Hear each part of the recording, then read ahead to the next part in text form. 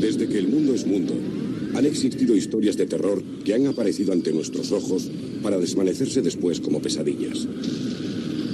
A la cabeza de estos cuentos de terror hay una historia verídica, transmitida de generación en generación, sin perder ni un ápice de su emoción. No es otra que la famosa historia del conde Drácula, un joven noble rumano. Es una historia de amor y tristeza, sentimientos comunes a los hombres de todas las generaciones.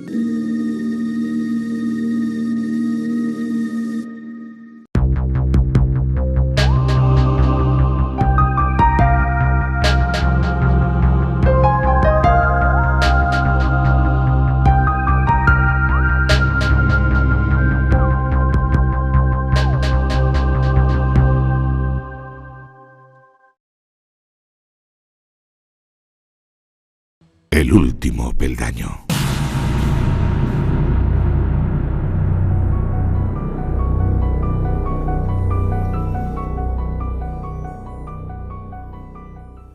No, Drácula no es un mito, ni los desvaríos de un novelista irlandés chiflado. No, es real, te lo aseguro.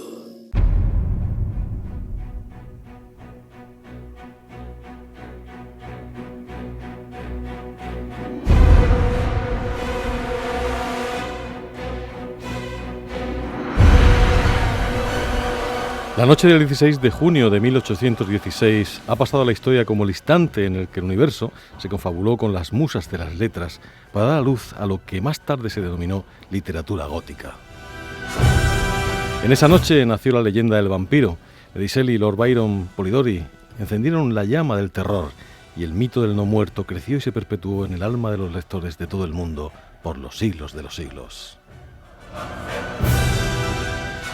Por eso es importante saber que hay mitos que perduran, a pesar de que el tiempo pase, a pesar de que otros mitos que nacieron, a lo mejor incluso después que este del vampiro, han ido envejeciendo, han ido quedándose obsoletos. Sin embargo, el mito del vampiro no. Ha pasado el tiempo y cada vez tiene más fuerza, tiene más garra, tiene más tirón y hace que muchas personas se planteen que posiblemente, incluso lleguen a creer, que en nuestros días pueda seguir existiendo este tipo de seres no muertos que de alguna manera viven de la sangre de los vivos.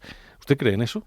No sabemos. Vamos esta noche a intentar profundizar de ello porque hemos empezado esta tarde a hacerlo y vamos a seguir preguntándole a Fernando Gómez si realmente tras el vampiro hay algo más que una simple leyenda.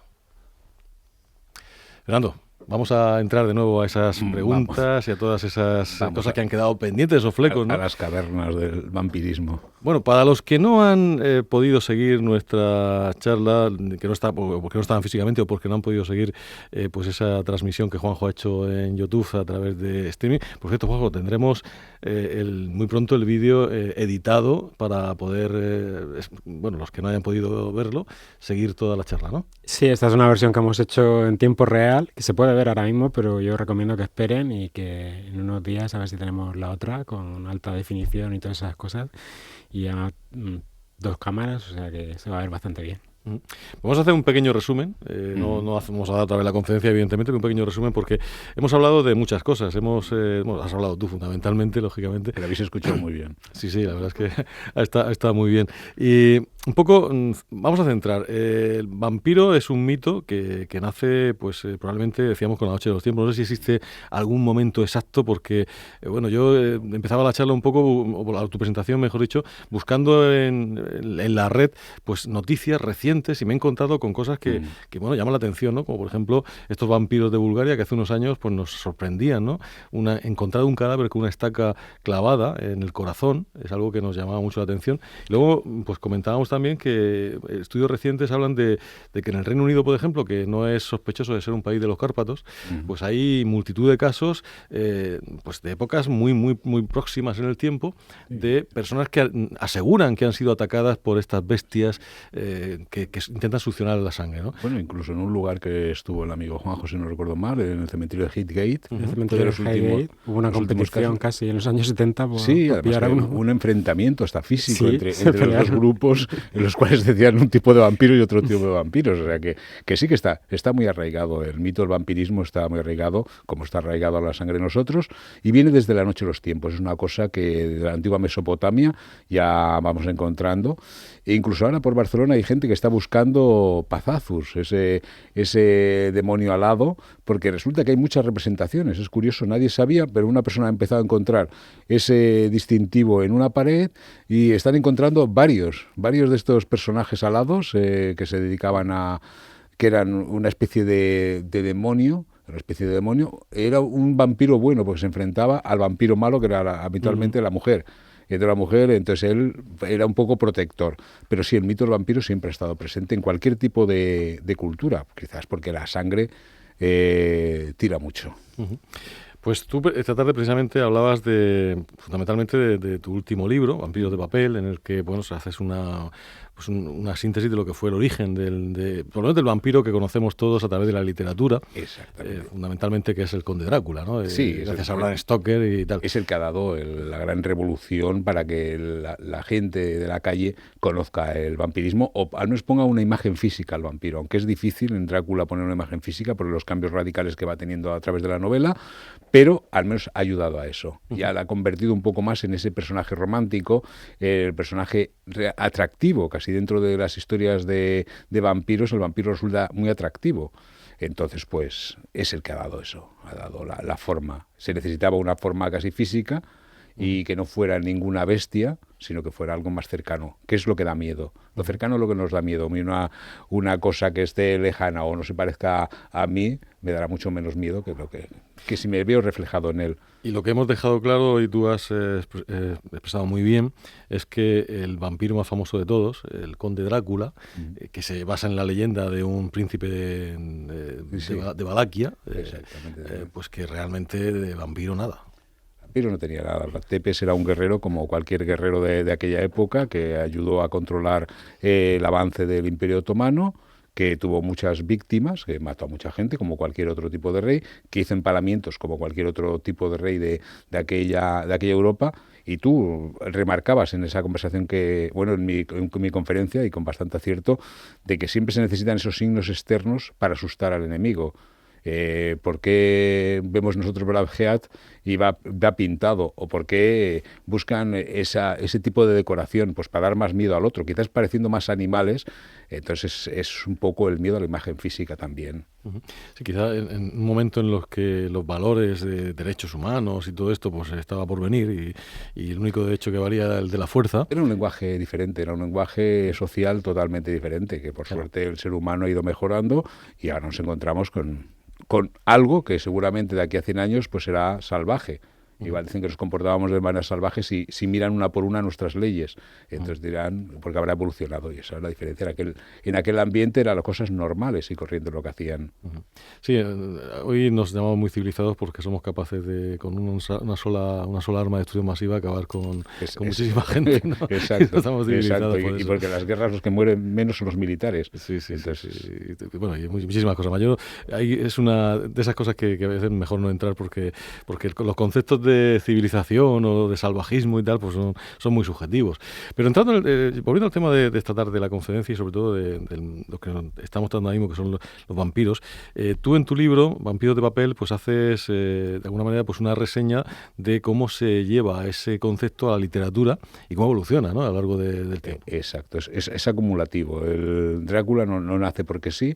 El Drácula es hijo de una serie de obras que se escriben a partir de 1816, de esa noche mágica en Villa Diodati, y va cogiendo pues cosas de bastantes o de muchas novelas. No tiene la originalidad. Tiene la originalidad simplemente, podríamos decir, en cómo lo narra, en la forma cómoda, que es una novela epistolar, que habitualmente no era una cosa muy común. Y es lo único que la diferencia, porque anteriormente no se había dado, en base a cartas, estar contando una historia de vampiros. Pero los elementos los coge desde el vampiro de Polidori, escrito en 1816, y todos los que continúan hasta él. Vamos a irnos a esa noche tan enigmática y al mismo tiempo tan importante en la literatura mundial. porque repito, y tú lo has dicho muy bien, no hay, como decía que nuestro gran y llorado crítico cinematográfico, ¿no? Que no hay géneros menores, lo que hay son obras malas y ya está. Exactamente. Por lo tanto, en la literatura de terror pueden haber obras maestras y pueden haber bazofias, igual que en la literatura... Hasta en la erótica. De cualquier en la erótica podemos encontrarnos novelas de una calidad inmensa y otras que son auténtica bazofia. Pues cualquier género, porque si dijéramos las novelas de caballería teóricamente, entre comillas, eran todas malas. Pero ¿quién puede desechar un Quijote que es novela de caballerías? Pero ya es el último eslabón.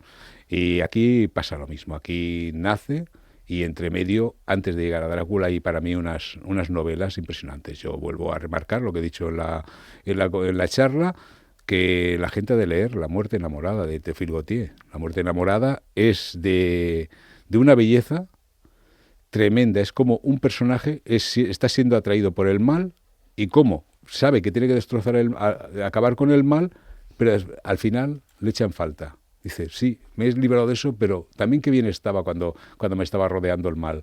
Entonces esa es una obra muy corta que deberían leerla, y como esa, pues algunas más, pero todo nace en esa noche que se juntaron toda la serie de astros para que dos personas escribieran las dos obras maestras de la literatura, llamémosla de terror, cuando es más bien literatura social, literatura también de interioridad de los personajes, que salen el Frankenstein y el vampiro de Polidori. Un Frankenstein que a veces que deberíamos hacer un programa exclusivo. Creo que ya lo tocamos una vez. Hablamos de La noche en que nacieron. Exacto. Ambos. Entonces ya es un libro inmenso. Y después el vampiro, porque ayuda a que nazca Drácula. Pero ese vampiro, como tú dices, se basa en... Sí, se basa en esa noche. Para mí, siempre necesitas una referencia. Una referencia, y esa referencia es Lord Byron. Lord Byron está en aquella noche. Lord Byron es un ser, no le llamamos despreciable, pero era un ser por encima de la media. Era una persona culturalmente grandiosa, pero tenía los vicios y defectos, los vicios y las virtudes de aquella época. Entonces él le gustaba mucho epatar, ser admirado, y Polidori no puede. Polidori no es inglés como él, es latino, aunque nació en Inglaterra, su padre es italiano, y le tiene devoción. Devoción, pero al mismo tiempo le tiene esa manía por lo mal que trata a las compañías con las que va teniendo. Entonces se basa en su Lord Ruthven, que es el personaje del vampiro, en él. Se basa en él físicamente y se basa en él porque Lord Byron, esa misma noche también, o saliendo de esa misma noche, escribe una obra muy corta, que de 6 folios, se puede encontrar por 6 folios, que en la cual habla se llama El entierro, y cuenta el personaje como es también Lord Ruthven, de que se tiene que alimentar cada vez que va a Turquía, porque claro, siempre el Imperio Otomano ha sido el gran enemigo, y lo gran desconocido, cuando cruzan esa linde que entra en territorio otomano, se convierte en un vampiro, la necesidad que necesita de no morir. Comentábamos también, escuchábamos en la charla cómo hablabas de cómo este tipo de historias suelen tener bases reales. Hablábamos por ejemplo, del Conde Drácula, pero que otras son absolutamente falsas, ¿no? Luego hablaremos de nuestro vampiro personal de aquí de la región de Murcia, que es el vampiro de Cartagena, más adelante. Pero había personajes como Vlad Tepes que también están en el origen de todo esto. Por ejemplo, Yure Grando y la famosa condesa sangrienta, Elizabeth de Báthory.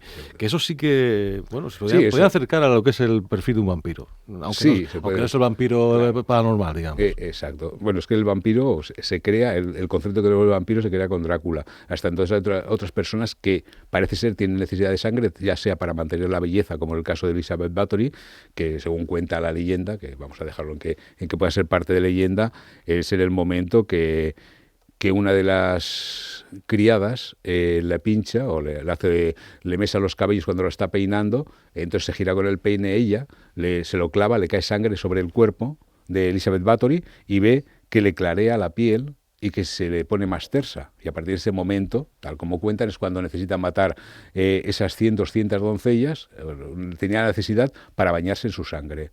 Se habla incluso del del aparato que tenía, que era una especie de jaula con cuchillas dentro. En cada movimiento que hacía la persona se cortaba y cayendo sangre en unas tinajas en las que después se utilizaban para bañarse. Parte de eso se está demostrando que puede ser mentira, y que si fuera simplemente el que el rey en aquel momento quisiera tomar el poder de Elizabeth Bathory porque era la persona más poderosa de la zona. Entonces, para quitarle ese poder, pues creó o se confabuló. Esa es una de las leyendas que Sí. dan origen a una de las más famosas vampiras de la historia, que es Exacto. la Condesa Sangrienta. Sin embargo, otras ocasiones se habla de que en culturas pues no demasiado lejanas en el tiempo y que todavía hoy perviven, como hacíamos referencia en esa noticia que encontramos de hace unos 3 años, pues también se sigue creyendo en eso porque en algún momento dado alguien ha visto o ha dicho que un determinado ser humano que estaba vivo y falleció, pues resulta que vuelve a la vida. Además vuelve a la vida con una serie de cualidades muy raras, ¿no? que buscan la sangre. El personaje más importante es Arnold Paole. Eso sí que está documentado en un escrito. Después otra cosa es la malformación que se puede hacer de lo que ha visto. Entonces esto era un médico del regimiento Fürstenburg austriaco, el Imperio Austrohúngaro, el cual es mandado a una ciudad de Serbia a ver. Le están diciendo que hay una serie de muertes ocasionadas por un vampiro. Entonces lo estudia, descubre a Arnold Paole, que era una persona que había muerto hacía un tiempo, que en la guerra contra los turcos había sido atacado por un vampiro. Y entonces cuando muere, pues necesita sangre. Visitan la tumba, lo desentierran, ven lo que hoy en día los médicos están acostumbrados a ver: rostros hinchados, regurgitar sangre, crecer el pelo y las uñas, pero ante el desconocimiento de aquella época de todos esos síntomas, creen que realmente es que está vivo y por eso tiene el crecimiento, y es cuando se le mandan cortar la cabeza y quemarlo y tirarlo al río Moldava. Y eso todo está explicado por Flukinger, que es este médico, para su informe a la Casa Imperial. Entonces, pues, pero era una cosa muy, muy habitual dentro de ese tipo de pueblos. Agustín Calmet, que fue un fraile, pues ya había escrito un tratado sobre vampiros comentando estos temas de que la desnutrición, sobre todo en la zona, la incultura también y la peste, pues hacían eso. Muchos son los casos, y no solo en Centro Europa, de personas a las que han enterrado vivas. Las han enterrado vivas pensando que están muertos, o porque no quieren tocarlas, las tiran allí a la tumba, les entierran, y lógicamente el instinto del vivo cuando se ve bajo tierra es quitar la tierra que tiene encima e ir a su casa. Es el primer sitio que va a ir. Entonces cuando le veían, pues ya cundía el pánico, le cerraban las puertas, ya que él se convertía casi en un zombi que tenía que ir de casa en casa hasta que al final alguien lo pelaba y lo mataba. Pero se están encontrando cada vez más enterramientos. No sale hace mucho, no sé si por la zona de Polonia, por ahí, una persona con un ladrillo en la boca, que era lo típico para enterrarlos, para distinguirlos de que eran vampiros y no pudieran succionar sangre. Todo eso se junta con ese folclore, y entonces al juntarse, porque culturalmente siempre lo han tenido presente desde niños, pues lo van engordando. Es que nos aparecen constantemente este tipo de noticias. Hablábamos de la de Bulgaria, pero bueno, también se dio otra hace menos tiempo todavía, en la ciudad de Sozopol, a orillas del Mar Negro, que bueno, se hablaba de los restos de un hombre que vivió en el siglo XIII o IX, y que tenía un hierro clavado en el corazón, y que lo que causó un gran revuelo en ese país balcánico. El descubridor de esto, que es el director del Museo Nacional de Historia, explicaba que este rito se practicaba con personas consideradas malvadas o con quienes se ocupaban de algo que la sociedad no entendía, como por ejemplo investigaciones científicas o médicas. O sea, que no solamente iban a por vampiros, sino que iban a por gente que ellos consideraban que hacía tratos con el diablo porque estaban haciendo investigaciones. Y no voy a decir el nombre del grupo. Había un grupo musical que en los años 70 fue muy famoso en España, con una sola canción, esos grupos que sacan la canción. Pues el cantante de este grupo, un buen día cogió un mango de una escoba y se lo clavó a su padre en el pecho y lo mató, porque diciendo que era un vampiro. Entonces, pues, cuando esto se genera así, cuando ya te generas esas ideas, ya pones en duda que realmente si existen o no existen. Entonces, pues, este hombre convencido, él cuando mata a su padre, nadie mata a su padre así por a motu propio.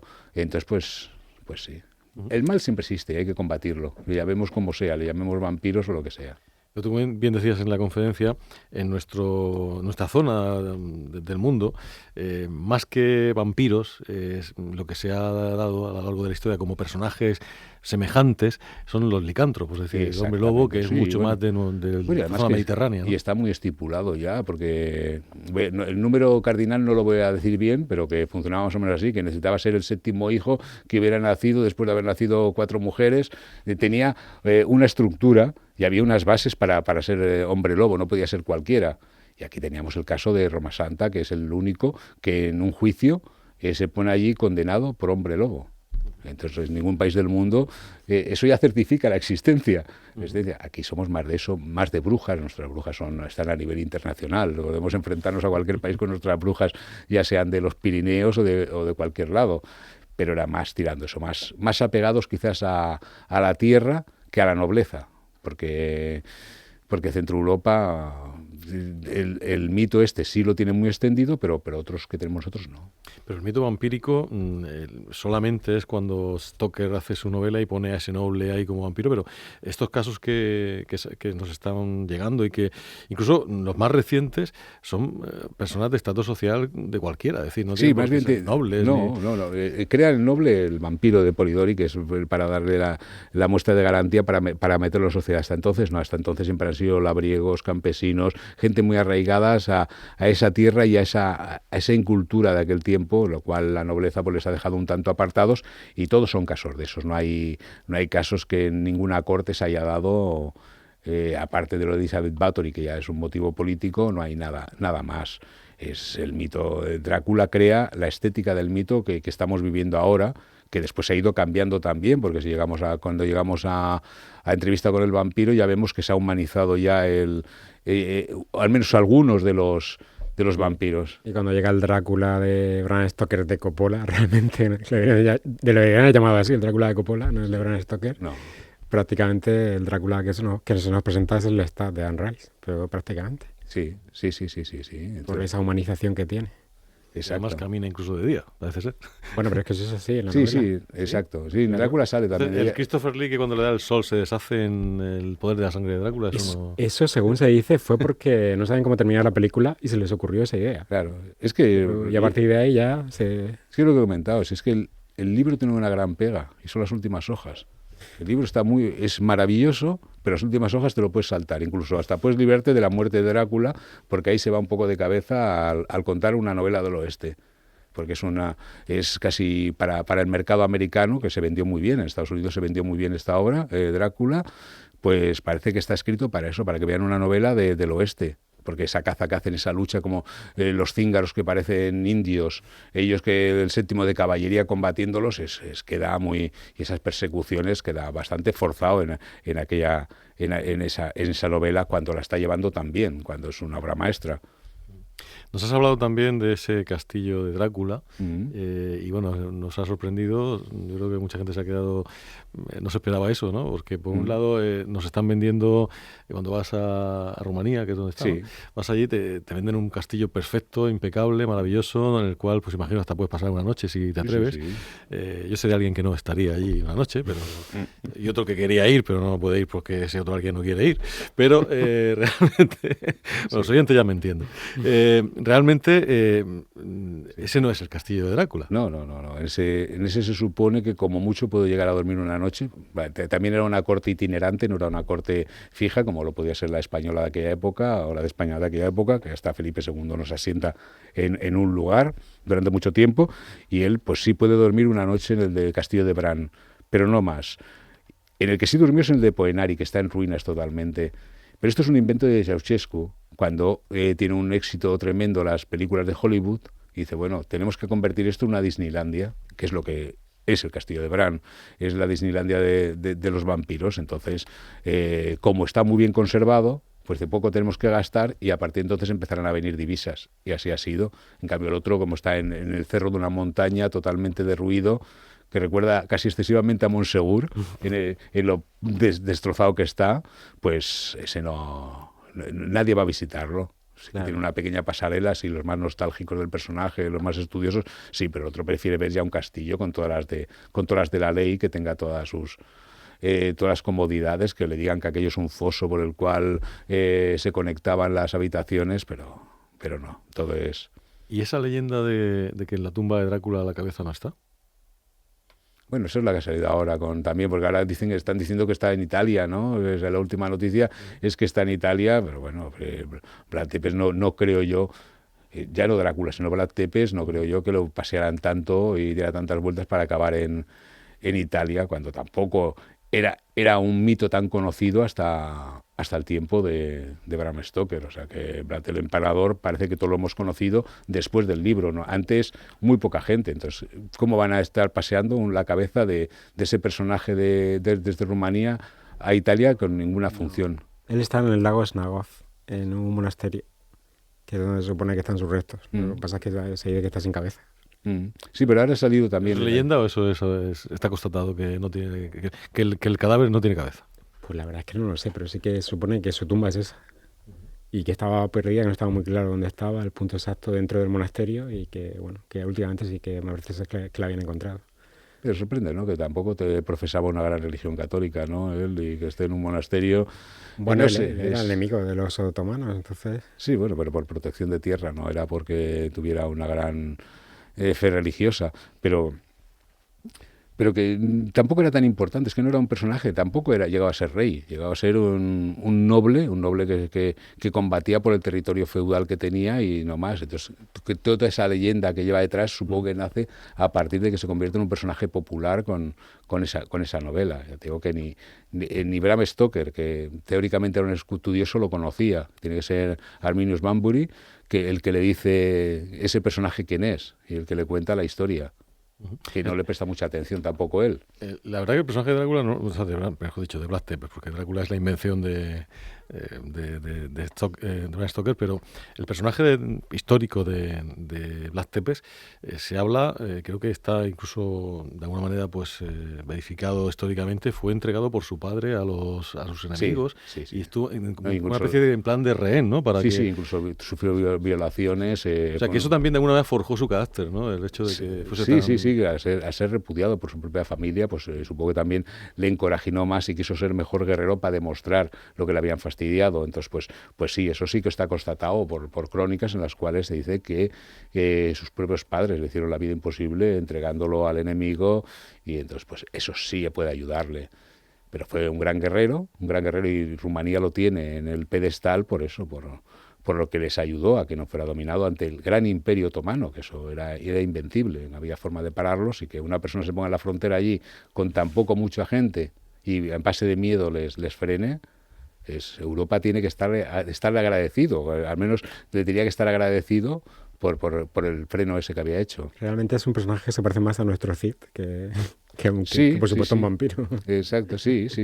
Bueno, claro, cada país tiene no su leyenda, sino su héroe. Aquí tenemos el Cid, en Inglaterra tienen el suyo, en Rumanía tienen el suyo, que en este caso es el Vlad.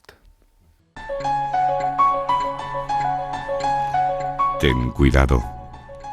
Vas a subir el último peldaño. Les advertí que no se acercasen al castillo, señor Ken.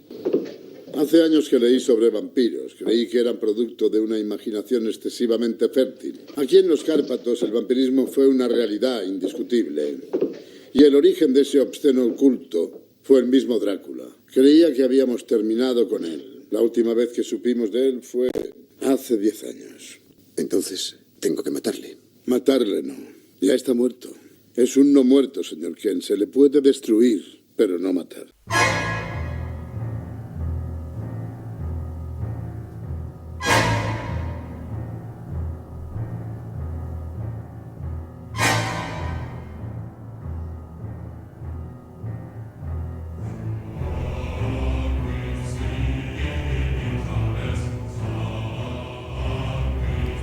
El no muerto, el que se le puede destruir pero no matar. Y la verdad es que en tantas versiones, tantas novelas, sobre todo tanto cine, los que hemos crecido con el Drácula de Christopher Lee, que yo creo que es el más popular, por lo menos entre mi generación, yo creo que no me falta ninguna de las películas pues, de Christopher Lee por ver, porque bueno, la vi toda absolutamente.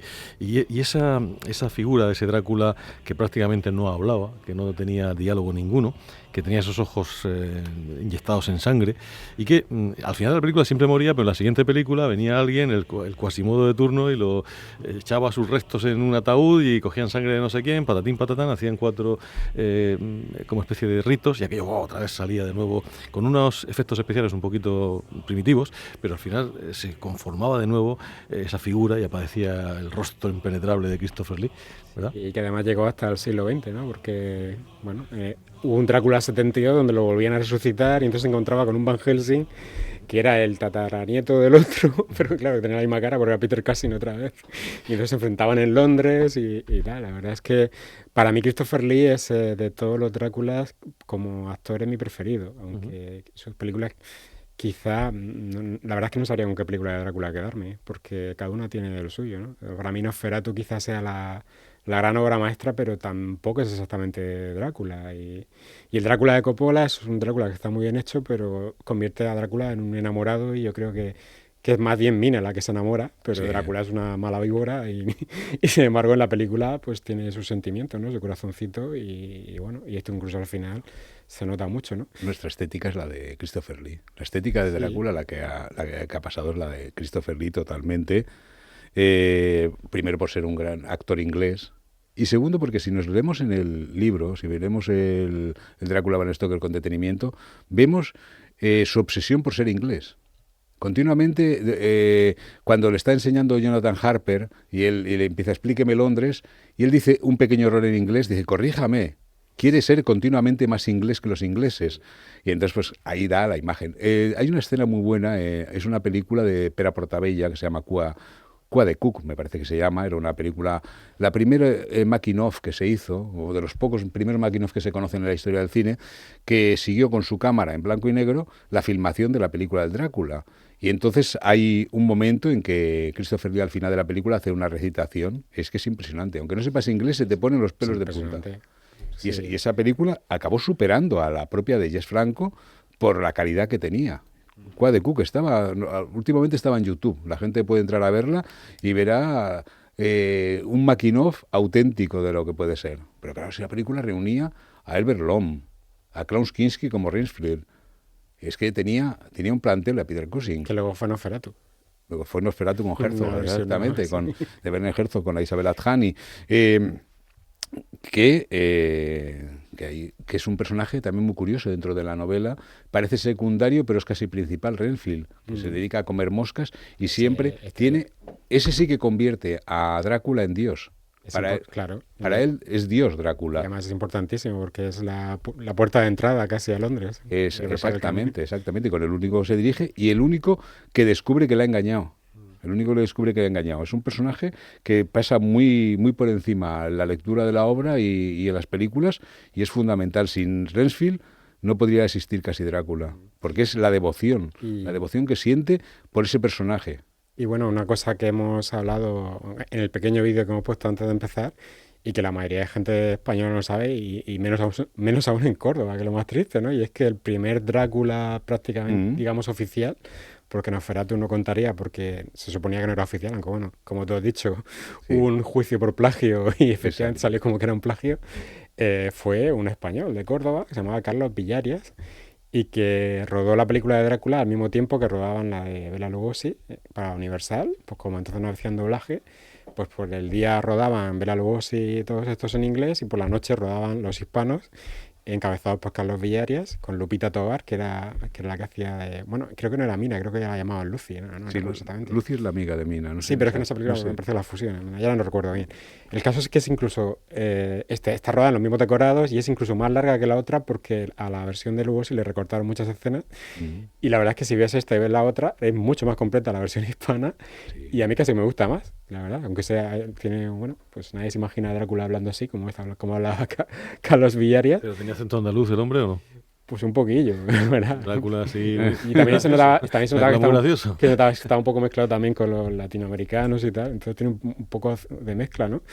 Pero es curioso esa película. Y estaba completamente perdida hasta que hace, creo que 20 años o así, apareció en la Filmoteca de La Habana, la sacaron, la recuperaron y ahora pues casi con cualquier versión DVD de Drácula de Lugosi viene como extra y la pueden verlo. Interesantísimo todo esto.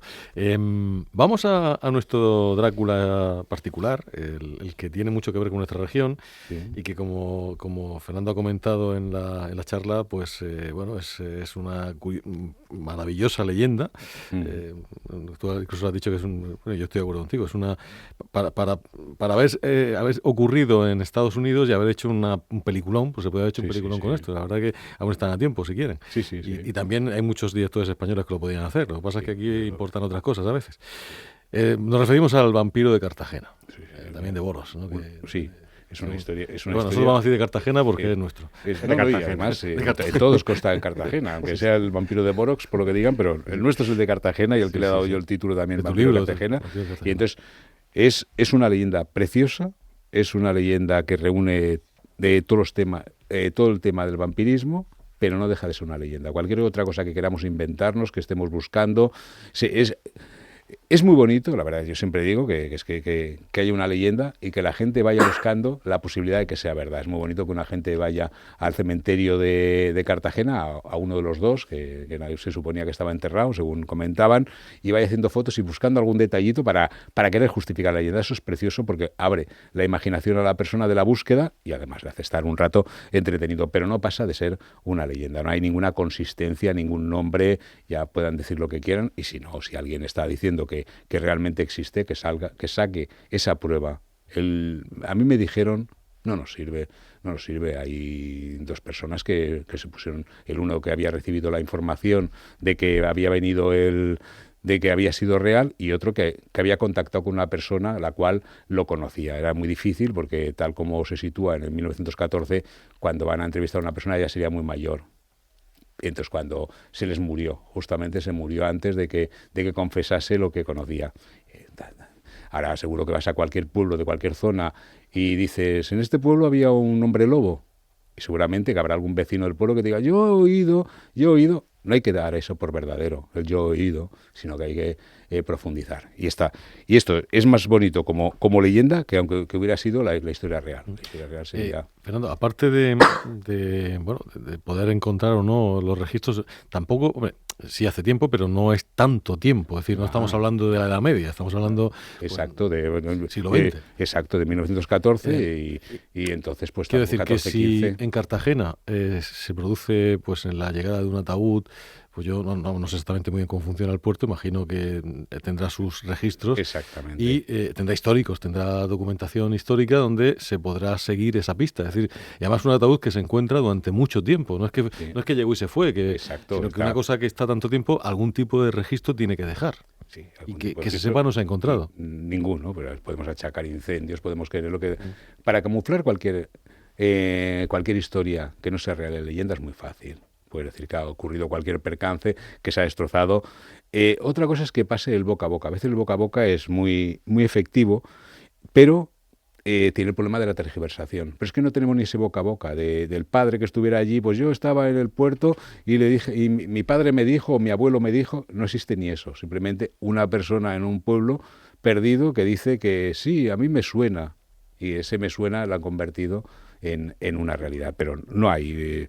Hombre, ojalá alguien lo buscase y encontrase algún dato, pero es que es imposible y no lo van a encontrar. Y luego otra cosa, toda esa historia, porque luego, como tú bien has contado en la conferencia, la historia dice que cuando finalmente es reclamado desde La Coruña y hace un periplo para cruzar la península ibérica hasta llegar en diagonal. Bueno, realmente no va en diagonal, va haciendo unas cosas raras. Exacto, hace cosas muy raras, sí, porque además hace... Cantabria, una cosa muy y además hace un marcha atrás y para adelante, porque tira para Almería y después sube otra vez para Lama de Murcia.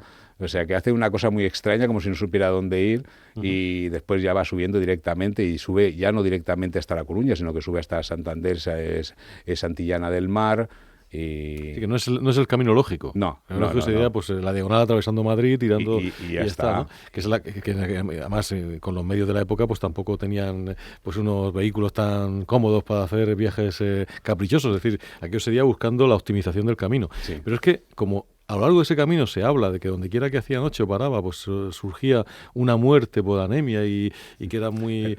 Bueno, digo yo, sí. si esto ocurrió, ¿se ha encontrado registros de toda esa...? No se ha encontrado nada. Es que no se ha encontrado nada y eso tampoco serviría de justificante o de para justificar la historia, porque en aquel tiempo tanto la natalidad y las muertes que había eran muchísimas y la edad de vida era muy corta. Entonces, por cualquier pueblo que pasases ibas a encontrar que alguien había muerto por anemia perniciosa o con algún tipo de enfermedad de esta índole.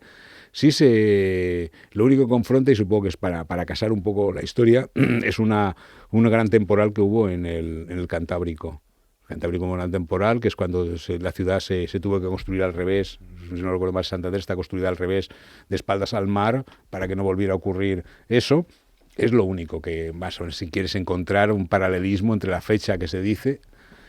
Pero cuando encuentras un libro escrito en 1963, o por ahí, a mediados de los años 60, que se llama El vampiro de Borox, y ves que te está contando esta misma historia, y el propio autor, Alfonso Sastre, está diciendo que es una invención suya y que todo ha salido de su cabeza y es idéntico, lo único que cambia es que él dice que es en la guerra de Cuba, después de haber perdido las colonias de Cuba, que desembarca en Cartagena y que es llevado hasta allí. Y en Borox pues es donde tiene un poco más su cuartel general. Ya cuando alguien te lo ha hecho en el año 63 y 20 años después o 15 años después otra persona sale diciendo que él se la ha contado a alguien diciendo que es real, entonces ya no casa. Que no quito ni malicia en lo que está diciendo, porque a mí si me viene un abogado o me viene cualquier persona de esas y me cuenta un caso de esto, lo primero que haré es anotarlo por lo interesante que es. Uh-huh. Por lo interesante para escribir un libro o una novela o lo que sea. Hasta ahí lo entiendo, pero no hay ninguna. Ha habido algún investigador que lo ha intentado y no ha conseguido nada. Por lo tanto, estamos ante ese caso de vampiros que forman parte de la leyenda y que hay muchos, como este, imagino que hay muchos, que nacen como leyenda y terminan creyéndose. Hay algunos auténticos. En Cataluña tenemos un auténtico, es el vampiro de Capellades, que nos ha descubierto. Apareció un niño sin sangre dentro de un campo de trigo. Se intentó buscar y no se descubrió nada. Entonces, pues, ¿era realmente un vampiro el que le desangra al niño? O no lo era. Pues es un caso real, un caso documentado, un caso que sale en la prensa y se puede cotejar. También tenemos esa triste, no leyenda, sino esa triste realidad de los sacamantecas, ¿no? Aquella historia en la que pues, se creía que, como tú bien has dicho antes, determinadas enfermedades se podían sanar precisamente pues, bebiendo la sangre de niños. Es el elemento casi mágico, la sangre siempre ha sido el elemento mágico, lo que nos diferencia de las máquinas. La sangre es lo que nos da vida, desde siempre, desde los tiempos de la antigüedad, de Descartes y todos comentaban eso, que el fluido de la sangre es la vida, que el alma está dentro de la sangre. Entonces, pues esa devoción, cuando te desangras, ya estás muerto. Entonces, pues ahí se decía que se encontraba el alma, entonces era la parte importantísima. Hay religiones que no pueden comer la carne con sangre, ¿no? Sí. Y demás. Entonces, ni siquiera hacerse transfusiones. Exactamente. Entonces, todo muy respetable, pero es precisamente en base a esa creencia que tú apuntas. Bien, vamos a un caso en el que sí que hay persona perfectamente documentado y que a lo mejor no era tan vampiro, a lo mejor es un caso parecido al de Blas Tepes, pero que tú escribiste un libro sobre el tema y que ha hecho correr ríos de tinta y sobre todo yo recuerdo cuando hicimos el programa sobre este caso en concreto, estaba recién emitido un magistral capítulo del Ministerio del Tiempo, precisamente que hablaba de él, ¿no? De Enriqueta Martí, la vampira del Raval. Tú tienes un libro, Misterio de la calle Poniente, precisamente sobre esa historia. Sí, y ahí sí que tenemos un caso real de una persona que existió, que además fue condenada y que falleció en la cárcel y que bueno que se le acusaba de ser vampira. En el sentido, no vampira de que no muerta, sino que se le acusaba de matar niños para beberse su sangre o para comerciar con esa sangre. Sí, y ha quedado muy difuminado todo porque esa historia creo que cada día la estamos conociendo más parcialmente. Dentro de pocos días una persona va a sacar una segunda foto de Enriqueta Martí. Siempre se había dicho de que solo existía una foto de Enriqueta Martí. Sí, los puntitos famosos. Sí, existe otra. Yo la he visto, pero estamos esperando que salga un cómic que es donde va a salir esa foto. Es una foto en la cual está de cuerpo entero, con 2 personas al lado, y es ella. Y es ella porque de donde se ha sacado indica que es ella. El tema de Enriqueta Martí es un tema apasionante, primero porque es esa gran criminal que necesitaba casi el panorama español de los criminales. No eran, hasta entonces la mujer había sido envenenadora. La gran cualidad de la mujer era en venenos, era una especialista, pero nunca esto de matar niños para conseguir la sangre y después venderla como mercancía no se daba. Enriqueta Martí sí se sabe que traficaba con la sangre, pero es que traficaba también con el cabello para hacer pelucas, traficaba con el tuétano de los huesos para hacer el pegamento con la cola que se hacían los libros, se encolaban con lo de tuétano. Estuvo involucrado en aquel caso el más famoso folclorista catalán, que era Joan Amades, por haberle comprado algo que él decía que era pan, pero no sabían qué era, si más que era si era tuétano. Y la grasa de los niños la cogía y la vendía para los cojinetes de las locomotoras. O sea, reciclaba todo el niño. Que no sean los 20, 20 y tantos o los que se dicen, posiblemente no. Que no se llegó a demostrar nada porque no hubo juicio, también puede ser. Pero que en aquel tiempo a ella se la descubre por una cosa muy sencilla, porque una familia reclama a su hija. Su hija ha desaparecido y van a la comisaría. Porque en Barcelona en aquel tiempo había barbaridad de gamines de niños de la calle, muchísimos que eran más un estorbo para las casas que en beneficio. Entonces, todos los que desaparecieran no iba a haber ninguna denuncia, porque era para un bien de la familia. Los niños empezaban a trabajar desde muy pequeños a ir a las fábricas. Entonces, pues, un niño era más que nada un estorbo. Entonces nadie lo denunció hasta que una persona que desaparece su hija la denuncia y a partir de entonces es cuando se destapa todo. Pero hechos curiosos que tiene es el cambio continuo de juez. Nadie lo quiere coger ese caso. Todos se lo van pasando.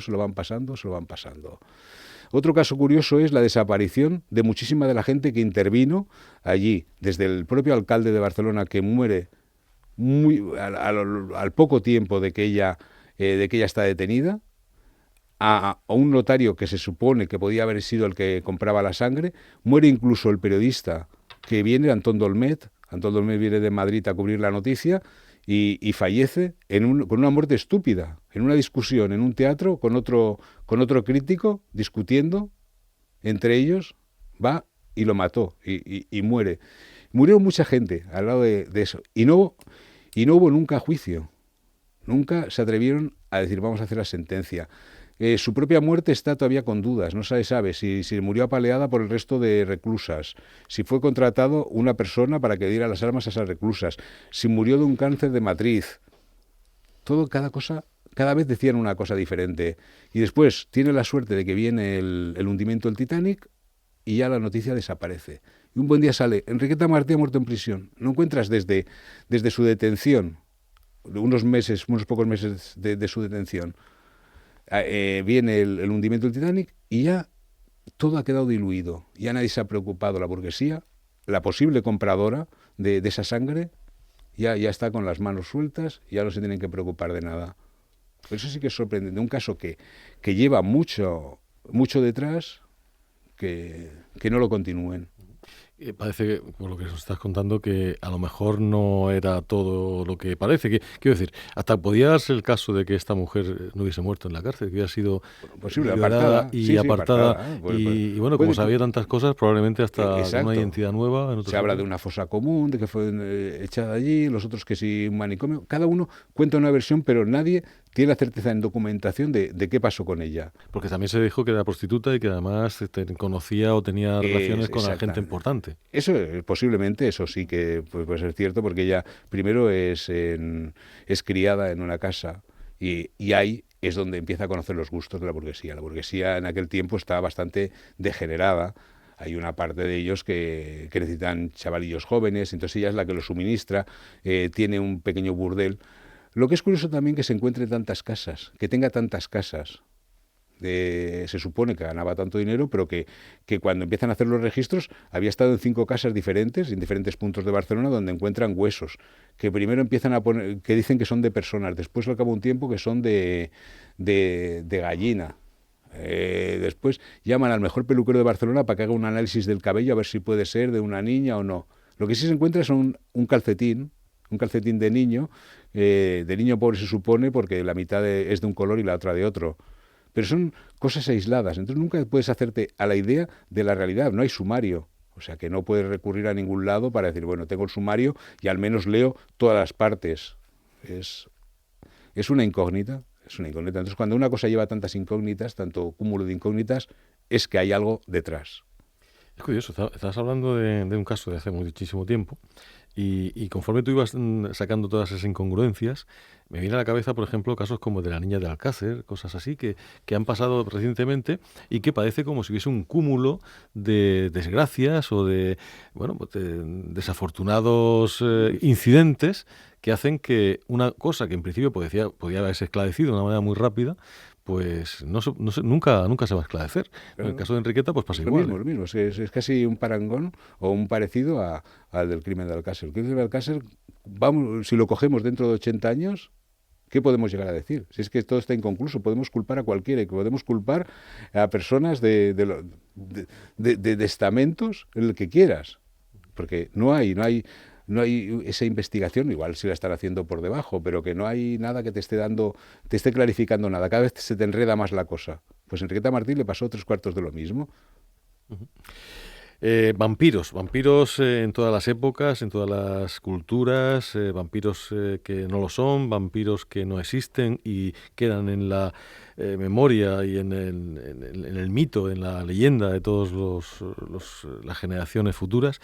Y bueno, el cine lo recoge la literatura, recoge todo como algo casi consustancial. Hoy en día el vampiro está asumido como un arquetipo, como algo absolutamente... no se puede pensar ya. De hecho, es raro que no aparezca cada cierto tiempo una película nueva con vampiros. Y hay vampiros que nacen o se hacen a base de enfermedades, otros por radiaciones, otros por la clásica mordedura del vampiro de toda la vida, pero siguen estando ahí. Decíamos al principio que es probablemente el monstruo que, a pesar de haber nacido, por lo menos para la literatura, en el año 1816, y haber tenido un hermano muy potente, como era el monstruo de Frankenstein, hoy en día yo creo que Frankenstein no motiva a nadie. Es decir, no es una... Se ha hecho alguna cosa, pero no es... Le falta ese romanticismo que pide el siglo. Uh-huh. Es demasiado rústico. El Frankenstein es demasiado bueno, pero es muy rústico. Entonces estéticamente no pega. Es un personaje entrañable, indudablemente. Frankenstein es entrañable porque parece que te lo comerías a besos, porque no sé, pero que no tiene el encanto de la maldad, porque la maldad es atractiva. Para la gente que lo está viendo, al menos como enemigo. Tiene el encanto de no saber lo que es malo y lo que es bueno. Sí, de ponerte en duda. Y sobre todo porque siempre el monstruo de Frankenstein es una víctima. Mientras que el vampiro no es... Es que el monstruo de Frankenstein... Es el malo. Es que el malo de Frankenstein... Es el doctor. Es el doctor. Claro. Él no tiene ni nombre. ¿Os fijáis? No tiene ni nombre. Tiene el monstruo, como mucho. De hecho, en la primera película que se hizo decía The Monster. Porque todavía no... Es el bueno. Fue Boris Karloff. Es que no se diferencia mucho de Blade Runner. El Frankenstein no se diferencia, es el personaje creado que casi intenta buscarse, porque él no se vuelve malo, sino que Frankenstein se convierte en casi un asesino, porque no le permiten la única petición que pide. Dice, ya que yo soy un monstruo y nadie me va a querer, hazme una mujer o una monstrua, una compañera, para que la pueda querer, y el otro se niega por sus escrúpulos. Sí. Después de haber hecho ya lo Sí. Entonces es cuando el monstruo empieza a trabajar matando gente, pero que hasta entonces no es un personaje. Pero es un arquetipo también, ¿eh? Lo de personajes como Eduardo Manos Tijeras, que prácticamente son lo mismo también. Sí. Y también evolucionan viejos mitos como el golem y todas aquellas cosas que están en cultura muy antigua. Hablamos de los judíos antes. Y exacto, bueno, pues, del hombre de palo. De palo y todo esto. De palo que comentaba Iñaki, pues es eso, no es más que un golem.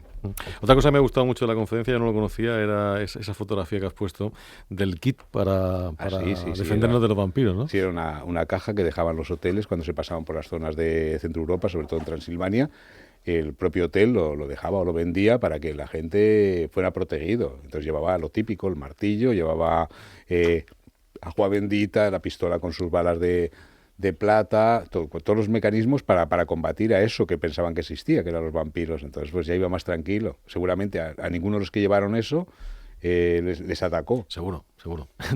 y lo que más me ha llamado la atención también es la cotización que tiene hoy en día ese tipo de... Sí, 3.000 y pico, 3.500 euros. La verdad es que es una joyita. Yo lamentablemente no lo he visto en salas de subasta, pero no he tocado ninguno. El conocido que lo tenía lo vendió porque lo costó muy barato, porque antes nadie valoraba eso. Lo compró muy barato y cuando vio que se lo compraban a un precio alto lo vendió. Entonces, pero que es curioso, una caja, es un neceser que llevaban tranquilamente y les daba vidilla.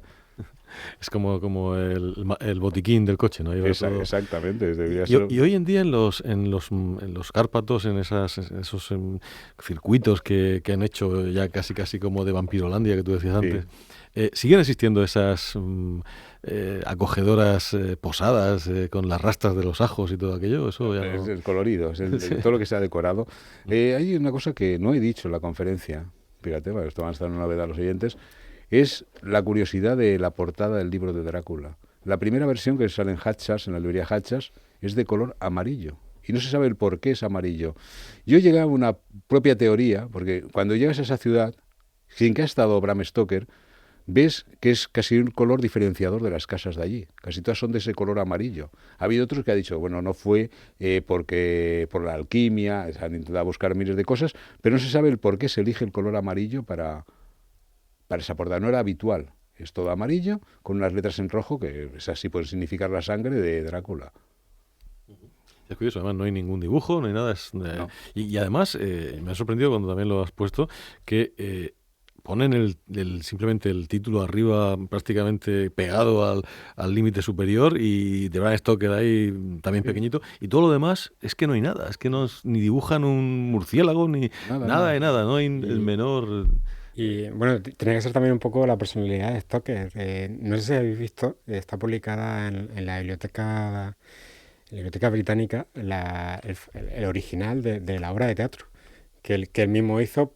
Pero realmente no la hizo para estrenarla, sino que la hizo para hacer el copyright. Exacto, para los derechos de autor. Tenía que hacer una lectura a la fuerza y entonces se curró una obra de teatro rápidamente.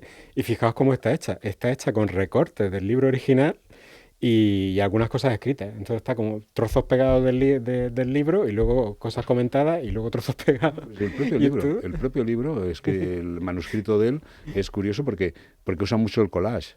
Usa mucho el recortar, el pegar, ahora he encontrado esta noticia, ahora esto está escrito a máquina y esto lo escribo a mano, hay muchos retoques. Lo del vampiro cuando descubre el nombre de Drácula, lo tacha y lo pone ahí encima. Está muy trabajado porque era un hombre muy ordenado. Él era contable y por eso el hombre tenía que tener todo milimétricamente. Cosa que cuando tú dices lo del estreno, cuando hacen para que hagan el copyright, el propio Henry Irving, que él adora, se la desprecia de que vaya porquería de obra que él no la representará. Pues la verdad es que estamos ya prácticamente llegando al final. No quisiera acabar este programa sin hacerte una pregunta que te he hecho al final de la conferencia y que me parece que creo que resume bastante todo, ¿no? Hoy en día a lo mejor los vampiros no muerden en el cuello, pero estamos probablemente siendo vampirizados por muchas cosas, ¿no? Yo creo que el mundo que nos rodea es un mundo vampírico. Que nos roba energía continuamente. Nos roba energía continuamente. ¿Cuál es la mejor protección que podemos tener para eso? Pues yo no sé cuál será la mejor protección, pero ser uno mismo. Yo creo que cuando uno es uno mismo sabe combatir cualquier cosa. Lo malo es cuando nos dejamos influenciar por otras cosas, que entonces sí que empieza el vampirismo, que es cuando se te estará apoderando de ti. Uh-huh. Pues amigos oyentes, hoy hemos tenido pues una tarde maravillosa pues con Fernando Gómez, escuchando todo lo que nos ha contado, y yo lo que les invito pues a que lean su obra. Tiene muchísimos libros interesantísimos, pero sobre el tema del vampirismo, El vampiro de Cartagena, Vampiros de papel y El misterio de la calle Poniente, que son, yo creo que una trilogía bastante completa para conocer el mundo del vampirismo. No sé si Juanjo quieres añadir alguna cosa más. Bueno, también tiene 2 libros maravillosos sobre Barcelona, Hombre, por supuesto. Los misterios de Barcelona, y bueno, a quien le guste esa ciudad o quiera visitarla, desde luego son 2 libros ideales. Y una cosa que él también ha comentado es que en el libro de Vampiros de Papel, pues prácticamente se puede hacer una lista con todos los libros que va mencionando y tendrá una antología perfecta de los relatos más importantes de vampiros de la historia. O sea, que lean sus libros y luego además lean esos que él menciona. Pues es un buen consejo. Gracias, Juanjo. Fernando, no sabes lo que te agradecemos, es que te hayas desplazado desde Barcelona a estar con nosotros en Murcia hoy. Yo estoy como en casa, con vosotros estoy como en casa. Pues la verdad es que sí, te puedes sentirte como ella, porque así nos queremos que sea. Estás en tu casa y estás en tu programa. Y yo creo que hablamos muchas veces más contigo a través del teléfono, si vuelves por aquí, encantado, y seguiremos, porque hay mucho que decir. Es, como decíamos al principio, el mito del vampiro se está reinventando cada día. Cada vez aparecen cosas nuevas, innovadoras, hay muchísima imaginación en los nuevos creadores, y bueno, pues tú eres un ejemplo de ello. Es decir, el hecho de que pues hayas escrito libros como estos que nos hacen ver ese mito desde otra perspectiva, de otro ámbito, pues nos hace darnos cuenta de la grandeza que tiene, y sobre todo la universalidad, ¿no?, del mito del vampiro. Muchísimas gracias, Fernando. Gracias a vosotros.